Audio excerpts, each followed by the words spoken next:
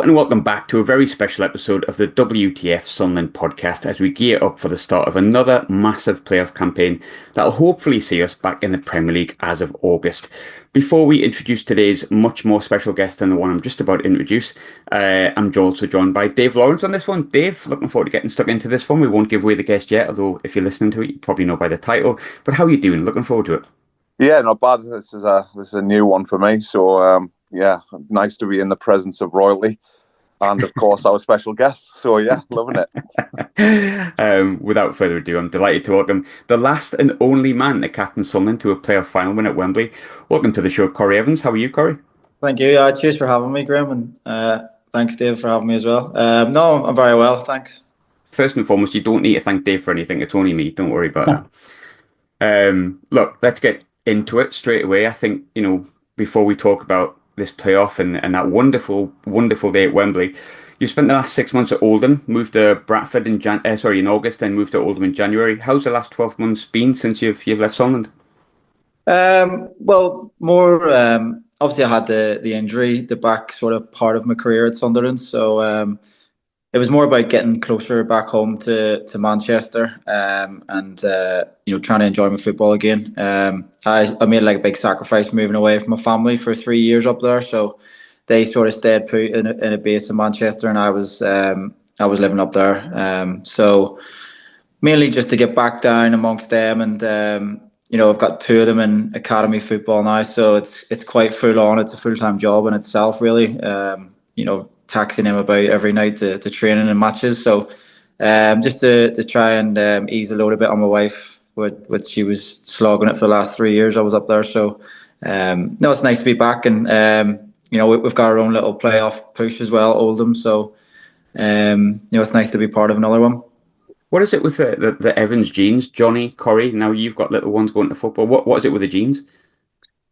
Don't know. It's just all we know, isn't it? It's just all we know. It's football. It's in our blood. So, they've still got a long way to go yet. They're only 9 and 12. So, but the main thing is they're enjoying it and giving it their all. I think, as I said in the introduction, look, you're the last man and the only man to lead Sunderland to a playoff win at Wembley. At least I think that's right. At least in my lifetime. And we need our confidence boosted a bit. We've lost the last 5 games, right? So we're going to pick your brains on that time with the club. So first things first, as the last man to captain Sunderland to success in the playoffs, what's the secret? Good question. I don't know. I mean, I think we just had we hit form, I think, at the right time. When Alex Neil came in, he just sort of solidified us up a bit, showed us up a bit. We knew we had the talent in the team from obviously Lee Johnson. We were playing some good football. Just sometimes the results weren't what we expected, but Alex Neil came in and just sort of showed us up, and we, as I say, we went into the playoffs sort of, I think we were maybe unbeaten. I don't know the exact details, but yeah, we had that momentum, and we had the full belief and confidence within the squad. And obviously the 2 games against Sheffield Wednesday were great occasions as well to set us up for the final. I think you've mentioned it quite a bit there about how Alex Neil's shored us up a little bit and stuff, but there was some quite difficult times throughout that season. What springs to mind? Bolton away, MK Dons at home. If you're looking at the playoff campaign, and we're going into it on the back of 5 successive defeats, as Graham's already alluded to, one comment we keep hearing from Reggie Labrie is flipping the switch. How easy from a player's perspective do you think it is to just flip that switch? What's your thoughts on that, Corry? I think it sort of comes down to like the players taking onus and creating a spark. Whether it be like a goal or a tackle or something, just to get a bit of a spark. Like these playoff games are different to league matches. There's so much pressure and emotion riding on it. And hopefully, on Friday night, the lads can find that spark and find that bit of form to get through these next 2 games. And I think looking back to the playoff success, we had really tough semi-final with Sheff Wed. The first game was at home, obviously, but we've got a similar level of difficulty, I guess, with Coventry in this playoff. How did you approach those games? Sorry, with Chef Wed, were you confident? Were you apprehensive? Especially the first game being at home as well, I think. Like, because it's Yeah, I different think around this time, isn't it? I just remember walking out at the Stadium of Light in the first leg, and you'd got the whole display as you're walking out in the stand facing you, and it was a full house, and you had the flames and everything going off, and I was just remember thinking, "Wow, like this is incredible." And don't forget as well, during the season, I think we beat Sheffield Wednesday. Was it 5-1 maybe? 5-0. 5-0. So we already had come up against them, and although I think the return game at Hillsborough, I think they maybe beat us actually. But we knew we could get the better of them. And what I had to say as well is Alex Neil for setting up teams was brilliant. Like his detail and the with and without the ball in terms of stopping opposition. Like I remember that night for them two games in particular, he sort of put Luke O'Nien on Barry Bannon, who was basically like their playmaker. Everything went through him, and it was just basically to nullify him, just to try and for us to get the upper hand in the game, and it worked. So I think a big credit obviously has to go to Alex Neil for them two matches. Looking at Alex Neil, look, he's not well remembered at Sunderland because of the way he left. But if I was to sit here and talk about the playoff campaign and just ignore him, I'd be lying to myself because he was massive. And I think what was great about Alex Neil, if I look back to that time and think of my mindset as a fan, and you're talking about momentum, there's a few things stick in my mind. I remember the comment about putting the big boy pants on after MK Dons. That was funny. That kind of set a tone. And then it gets to, I think, the Sheffield away game. And they said, "Oh, it's going to be really intimidating." And he said, "Oh, what are they going to do? Boo." And I thought, that's brilliant. And there was something Yeah. about his mindset that just, I don't know, solidified like a confidence in me and as the fan base as well. But what was his message to the players ahead of that campaign, and why did it resonate so well? Because it was definitely talking about flipping a switch. Although we were on form, we did feel like we flipped a switch or went, how do we up the ante, shall we say, when it comes to those Sheffield Wednesday games. Yeah, as I mentioned, I think just there's a different kind of pressure, and like it's totally different the league matches.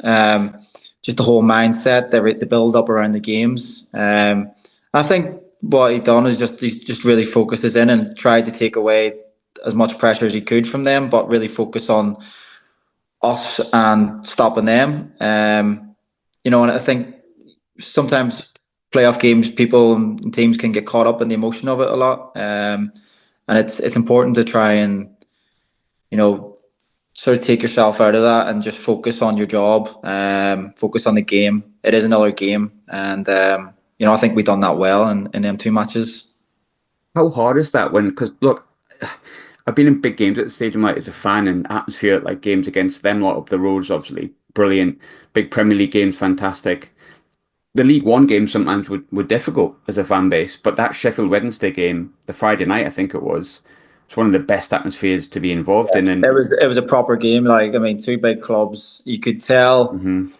even from my experience of playing in League One with the club, you're going away to some grounds and so on, and they're not big fan bases, and we would sort of be the loudest and take over. And I think them two games were like proper, like two big clubs going at it, and you could really feel that when you were playing in them.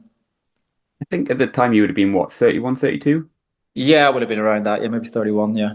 So you're captain of the team. Look, I think yourself, when you look back to your debut season at Sunderland, it was quite an interesting one for you. I think, if we're honest, a lot of fans didn't take you immediately, and then you kind of hit a run of form, and then people realised your importance, and it got to a point where I think a year later, people were going, when you got injured, "Oh, we just needed Corry Evans." Like, it got to that point, which was quite funny, real big turnaround. But look, you're 31, 32 at the time. You've got the likes of Dennis Serkin, who's obviously now much more experienced, but it was his first season then. I think he was coming off the back of quite a difficult personal period as well with the loss of his father, I believe.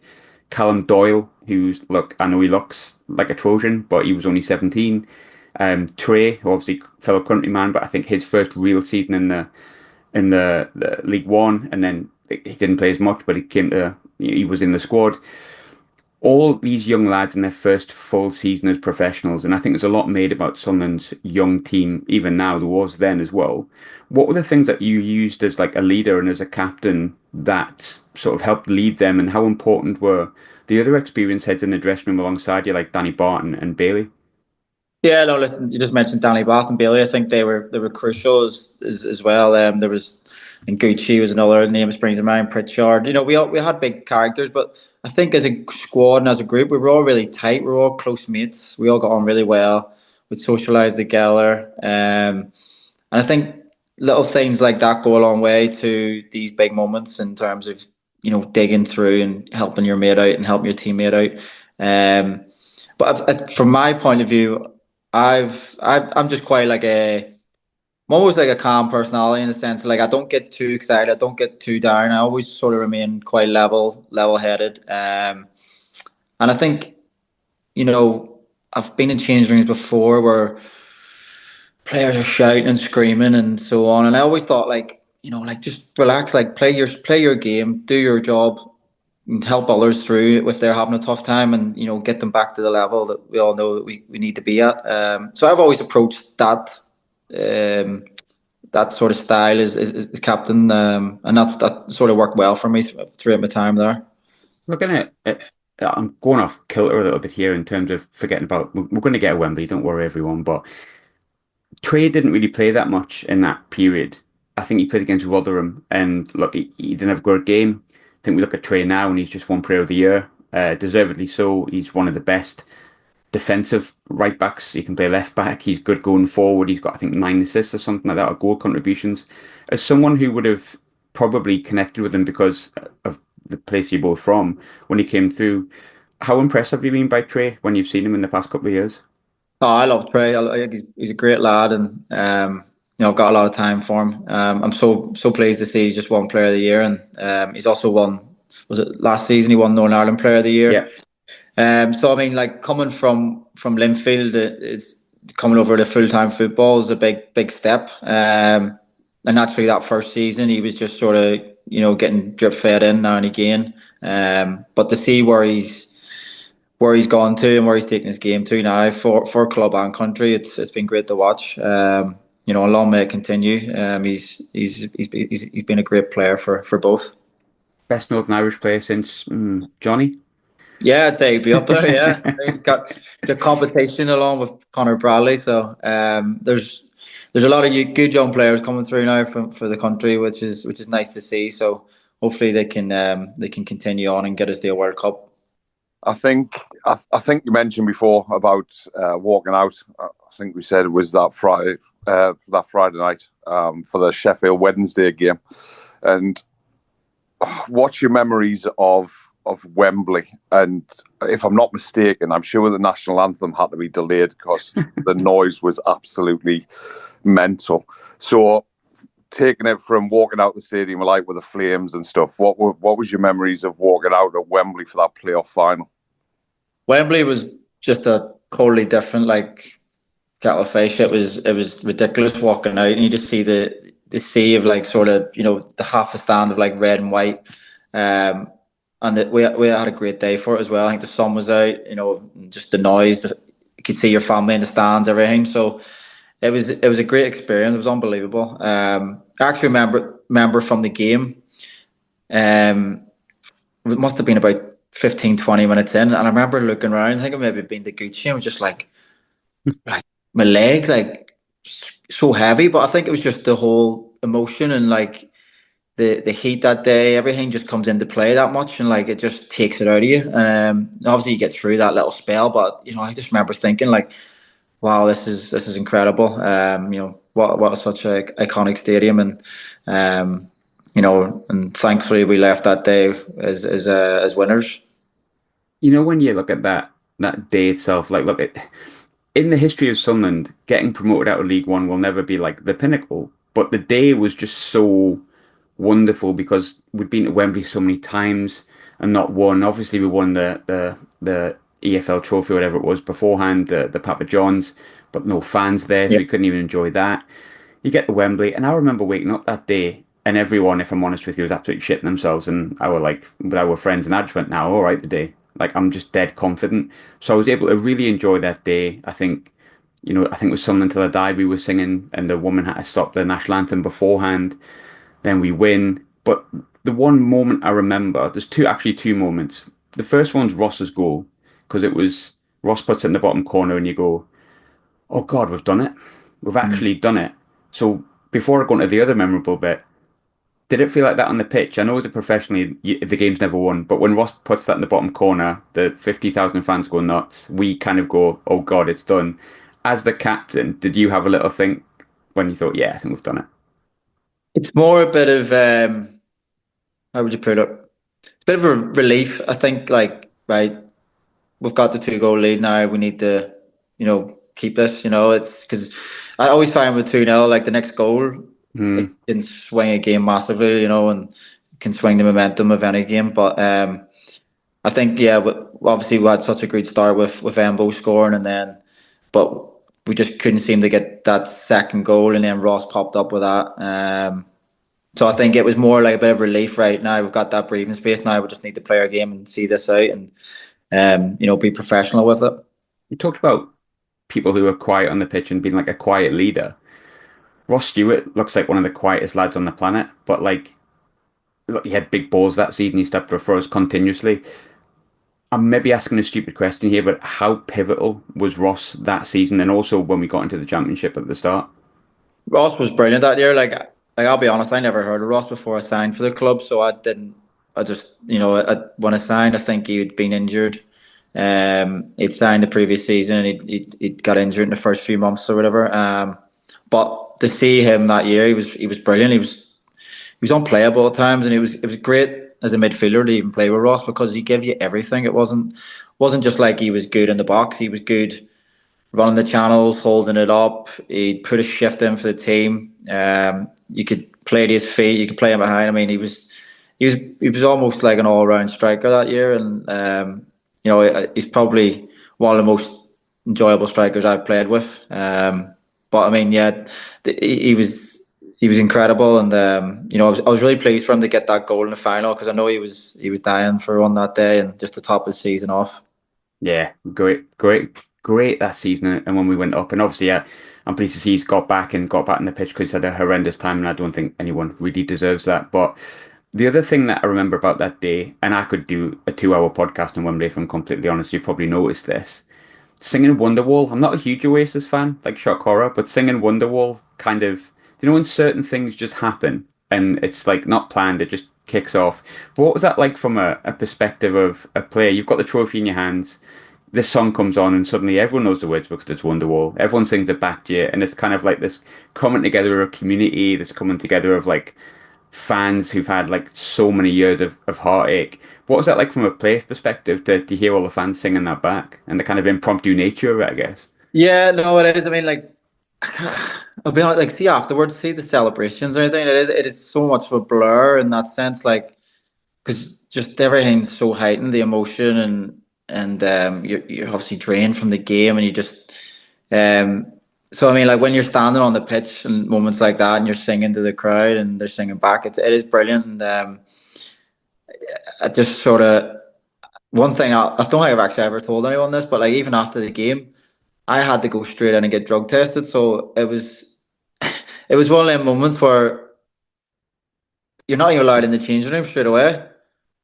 So it was awful for me. So I basically had went down the tunnel, went straight into the drug testing room. And then I think I said to them like, "Listen, I need to go and get my phone or whatever." Kind of. So we had to get chaperoned along like to the dressing room with the staff. So that sort of killed a bit of my experience as well. Not really being in the celebrations in the dressing room, and as you can imagine, trying to wait after a match and whatever, it's 90 minutes and dehydration and all sorts is not easy. So, I had a few beer and a few bottles of water down me to try and get it done as quick as I can and get back into the celebrations.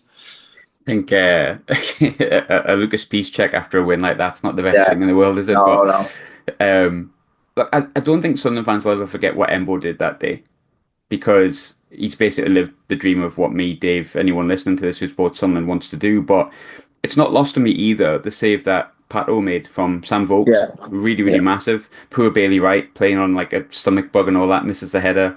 But great save. But look, you look at the day, you had Pato, Dan Neil, Embo, Gucci as the local lads in the squad that day. And this time we're going to have Dan Neil, Pato again, Chris Reagan, and Tommy Watson as the local lads that are in the team in this playoff campaign.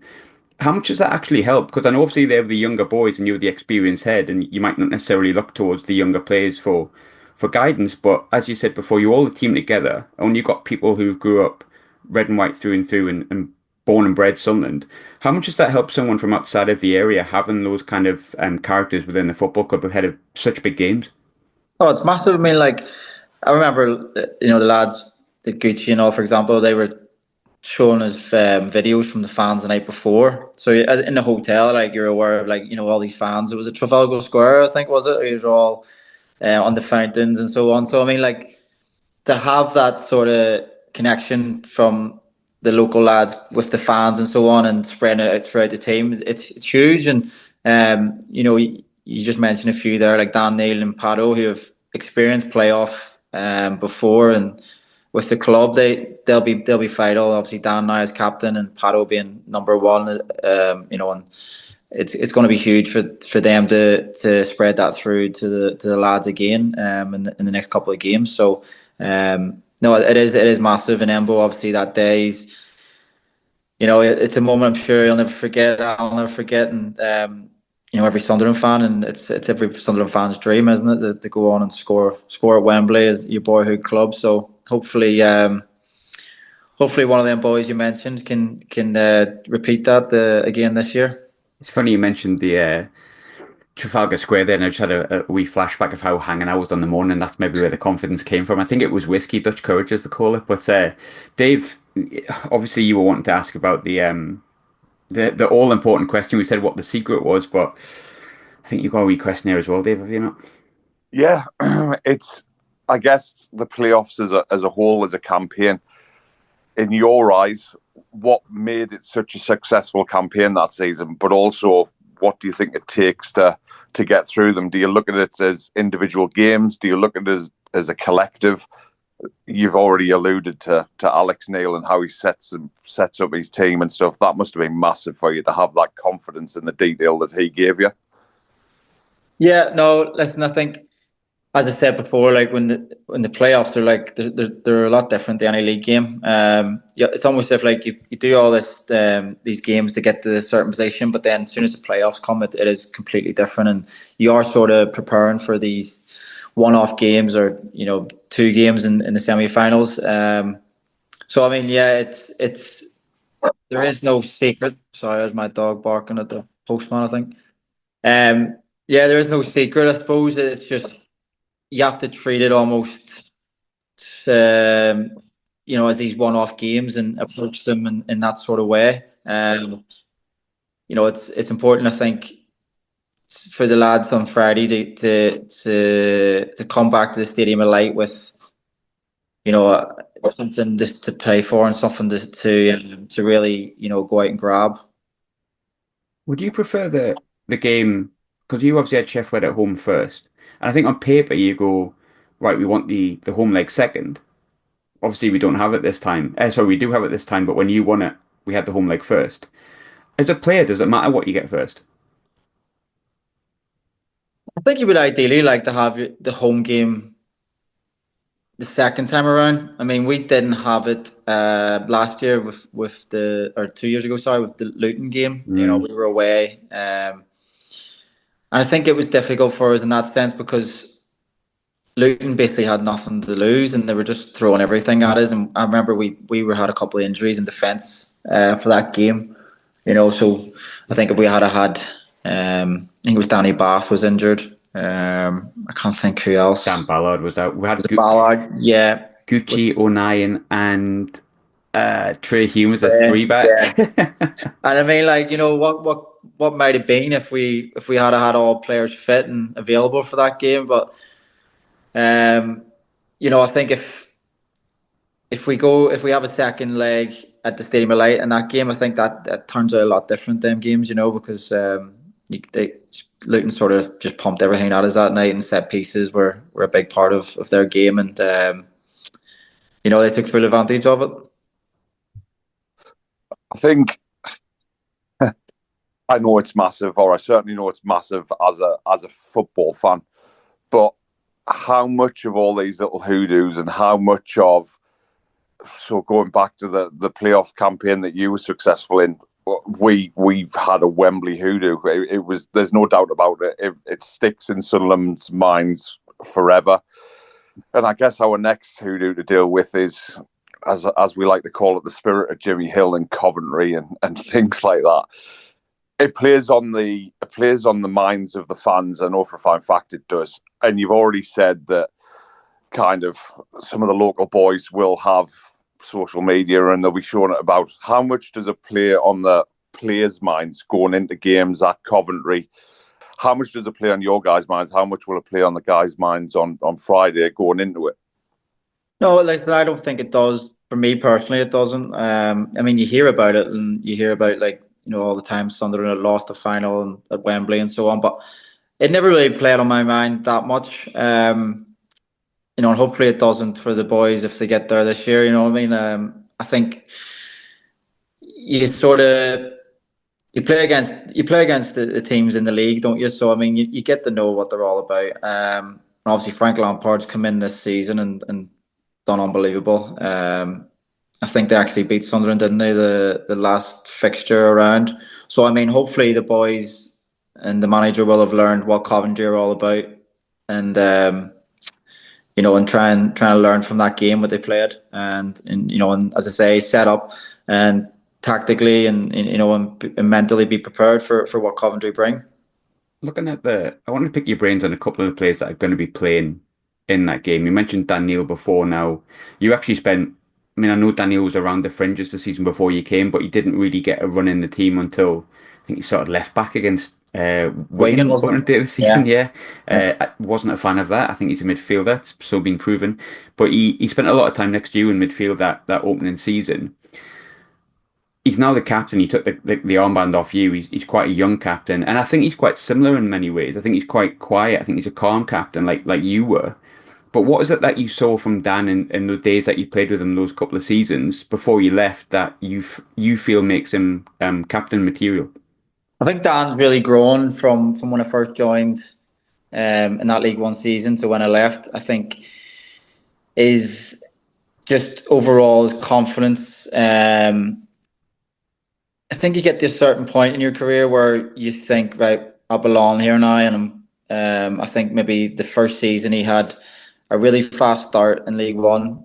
Got there around Christmas time, sort of. I think his form sort of dipped away a bit, and then Alex Neil came in, and it was just like, I think Alex Neil was just like, no, we need to get done business. So it wasn't about sort of developing players and so on. That was his sort of mindset. Whereas I think Dan learned a lot in that first season, and he probably admit that himself. And then the next season, I thought he was brilliant again.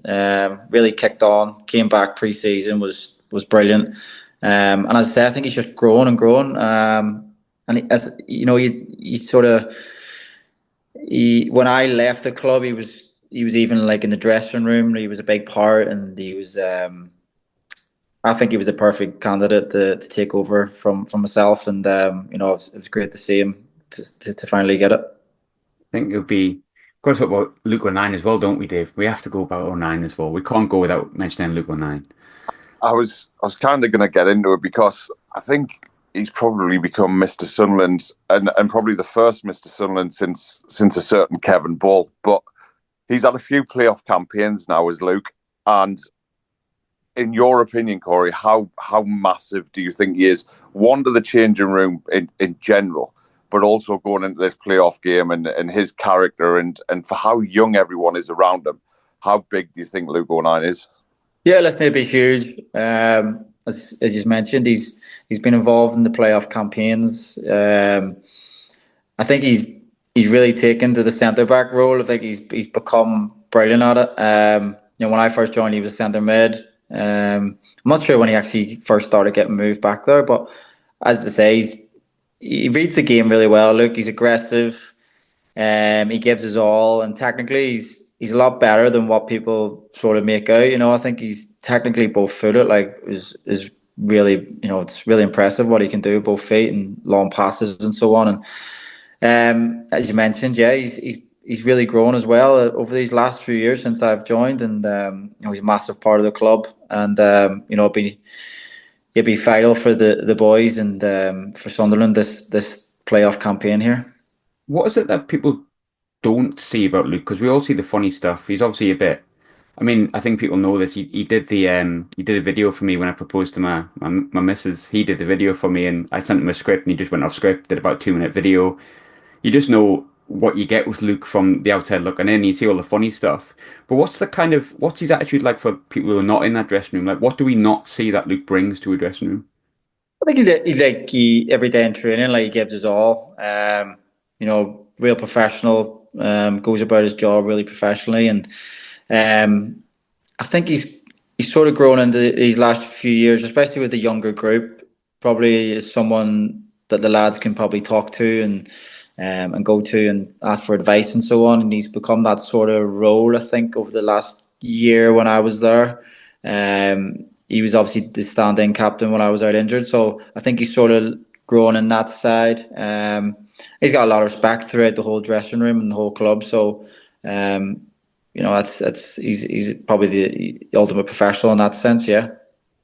I think as well with playoffs, look, anything can happen. I'd love to say, yeah, we're going to win it and be bullish, but you just never know. It's such a lottery. But you were in the dressing room, you were the captain of the club when we had that game against Luton. Obviously, you had the successful one, but a lot of the players that are in the dressing room now, I know that you didn't play, but like your Dan Ballards, your Trey Humes, your Pato's got like a championship playoff campaign under him, and a one that was difficult because I think it hurt everyone when we got beat off Luton, as proud as we were of the achievements of the season.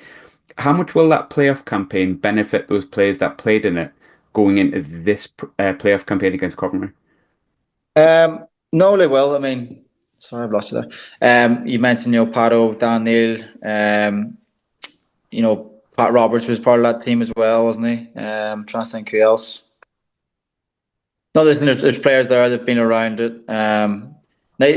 Everyone sort of says for Sunderland being such a young team, but they've got a lot of games under their belts, these players. Like, do you know what I mean? They're not like as if they're played 20, 30 games. Like a lot of them are close to 100, 200 games now. And, for such a young player, but the experience of the playoffs that you just mentioned there for them boys, it will help. You can't beat experience, but I think, you've got the older boys, the older heads now in the group. They've added the likes of Alan Brown and Mepham and players like this who've also, their experience and throughout their careers too, played in big games. So, listen, it's just about getting to a good start on Friday night, and as I say, hopefully trying to take something back to the Stadium of Light to get the job done.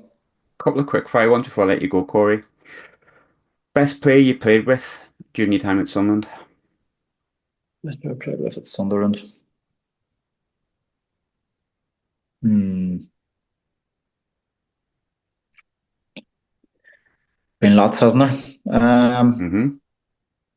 Lots of talent. I'll tell you that. We had such a talented team. I'll go Ahmad. It's strange you should say that. The second quick fire question was, could you please ring Johnny and ask if Ahmad will come back? I don't know if that's possible. Well, I actually bumped into Ahmad a couple of times since. So, we sit and talk about Sunderland and how good it was, and how good that season was together. And no, it's good to see him doing so well. Also at Man United now, and it's what was it was saying was never fall in love with a lone player, wasn't it? That was going about at the time. I think many Sunderland fans didn't they? If you look behind me, I've got his match worn shirt on my wall. Oh yeah, So the Rangers. Yeah. there we go. Look, with Ahmad, I actually want to ask you about that. I completely forgot to ask. I was going to do quick fire, but I've got to ask this. You talk about never falling in love with a lone player. I felt like Ahmad sort of fell in love with us, but look, I think sometimes you can see things you want to see as a fan because you want players to fall in love, but I felt like Ahmad really did. How much did he connect with the club I mean, a young boy, yeah, I think he stuck with the French boys when he first came in, and Tony Mowbray said he flourished, and like the genuine smile on his face when he knew he had one more game at the Stadium Light against Preston was actually quite nice to see because the kids were class. No, listen, I think when he first came in, Ahmad, He didn't really hit the ground running in that sense that like he was sort of coming on in games, but I don't even know when it clicked for him and he just took off and there was no stopping him that season. I can't even put my finger on what game it was. But Birmingham maybe even away. was it Birmingham? Yeah, I just think before maybe. the international, the World Yeah. Cup break, wasn't it? Yeah, he cut inside that night and bent one in the far corner. That's right. Yeah. Yeah, but after he came back from that and he was just unplayable. I mean, it was a joy to play with him, Pat Roberts on that side. I mean, you just literally right used to go and play, go win as the game. Jack Clark, even it was great to have that amount of talent in the team. That with Pritchard as well dropping in because I think that was the season Ross Stewart was injured, so we didn't really have an out striker. We're sort of playing with like false nine and. Pritch was playing up front and dropping. So I mean, it was just all so fluid and interchangeable, and some of the football we played was a joy to watch. It's joy to even play in. It was great to have that amount of talent, and yeah, Ahmad, it was sensational that year. He was unplayable, as I said. We could always see, I think, as fans, his ceiling. There's this kind of hope that he was going to come back, and it was just a pipe dream. You just knew it because his ceiling was so high. On the training pitch, how long did it take you to click that, oh God, this is a player that's going to go back to Man United and just get in the team because he's so talented? Well, that's what I mean. Even in training, I mean, you could tell he had ability, and he was really hard to get the ball off, and he used to do some stuff, and you were like, but it was almost as if if can he transfer this from the training pitch into the games now? And it's sort of as I mentioned, it took a little while for him to do that. And actually, he had I don't think his Rangers spell went too well by all accounts when he was up there. He didn't play much, and I think coming to Sunderland, he's probably under a bit of pressure by himself to like, I need to get games, I need to play, and it is hard when you go on loan.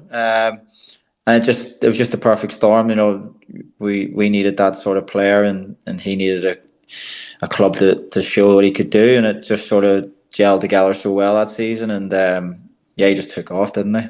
Yeah, yeah, and he's doing all right now as well, unfortunately for us. But two more questions for you. Of course, we'll get your predictions for the playoffs coming up. But before we do, now that you've had like the year since you left Sunderland, you got those couple of games towards the end where you came on as a sub under Doddsy. How do you look back on Sunderland? How do you look back on your time at Sunderland with your career as a whole? Because you had a successful spell at Blackburn, you spent time at Hull. You've been at clubs and had successful times, but where does Sunderland rank in that? When I look back on it, it's unbelievable. I mean, I didn't know what to expect when I first signed. I mean, I don't think anyone really does until they go up there, and it's just like you're just engulfed with it all and like what it is. You just wow, this is like another level. I mean, I'd spoke to Johnny about it before I signed when I heard of the interest, and he obviously had two loan spells there, and he was just says, "Listen, do it. You'll not regret it. You have to go, give it a chance." And he was right. I mean, it's a unique club, and it's unbelievable. It's right up there in terms of like the one of the most enjoyable periods of my career, and probably played some of my best football there as well. So I mean, yeah, I look back at it with great memories. Final question. How many goals is Sunderland going to beat Coventry by?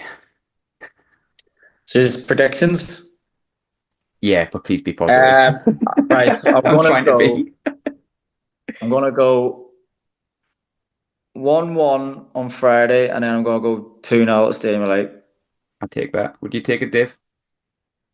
Absolutely. I think Corey said it before. As long as we go into that home and the way that Corey spoke about his personal experience, if you get any kind of atmosphere at the Stadium of Light, and we've got something to hang on to or to gain at that home tie, Coventry won't know what hit them. I don't care about the spirit of Jimmy Hill. No disrespect to Cov fans, but yeah, I think we've got every chance if we come away not too scathed tomorrow night.